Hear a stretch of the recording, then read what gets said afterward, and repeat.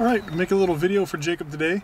It's about APRS and my tracker, the Argent Data Open Tracker USB, and my really simple APRS setup that doesn't really work that well.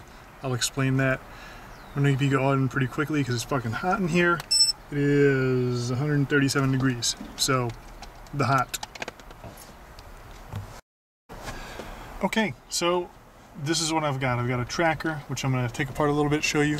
I've got an interface cable. On one end it's got a 12 volt power connector, which I can cut there, put in Anderson power poles and connect to whatever I want. It takes 12 volts. I have a data cable. This is a tip ring shield. 4 conductor, goes with my Yaesu, but you can get them for anything. Then we've got a DB9 that connects on one end of the Argent Data. Okay, so this here is the OT USB. It's got connection to the radio on one end, a data connection on the other end for connecting to a GPS or anything to supply with telemetry, and it's got a big old USB B connector in the center there. A little LED light shines through there. I'll open this up to show you. Normally you would have a GPS on the outside. If I had to buy GPS anyway, it went on the inside.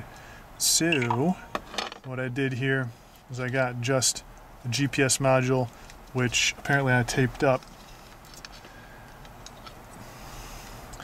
But you can just see it's a very self-contained module, and you have, if you get it from Argent Data, when I did, you had to reverse the pin out of these cables here, but it's not that hard.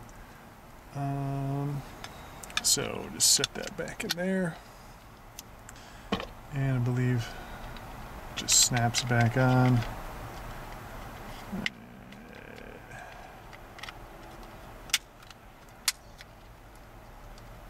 Alright, all ready to go. So we'll plug in the radio.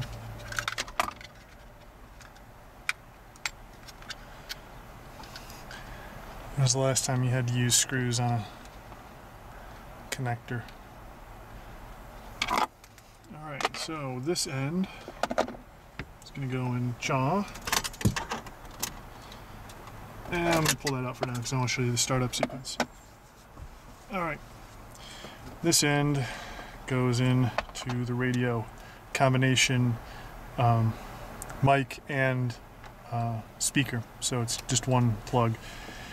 So turning it on, let's go to VFO, and we're going to set 14439, and now we want to turn the squelch off. Maybe my radio really is kicking it. Oh, I need to push another 0.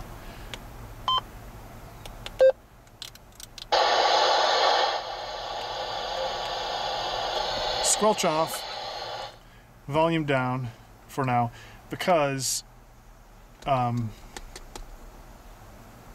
radio, if you have the squelch on, the data won't have enough, you'll miss data while the squelch is opening up. So we'll pop this in, then we can turn the volume up to, mid-range-ish, and now the tracker can hear what it's hearing. So just 14439, that's it. I don't set a PL tone because I can't hear if somebody calls me. You should only be using a PL tone on APRS if you can hear when somebody calls you. That's what it's for. It's my antenna. It's a combination 440 and 2 meter. When it's collapsed, it's 440 quarter wave. When it's extended, it's a 2 meter quarter wave. So I just sit it in the cup holder there. So now I'll try to show you this. This LED here is a multifunction indicator light. It shows you the GPS status. It's got a triple blink right now. That means it does not have data, or does not have a GPS lock. So we'll give it a minute. It actually might take a minute because there's no keep alive or assisted GPS in this. You can wire up keep alive battery, but then, well, you got to keep that battery charged. So pause this for you. Okay, so we have a lock. It's doing a, I'll call it a rapid green blink. Oh no, it just lost it because I moved it out of line of sight. It's pretty finicky. So it blinks every second as it receives the update from the satellites.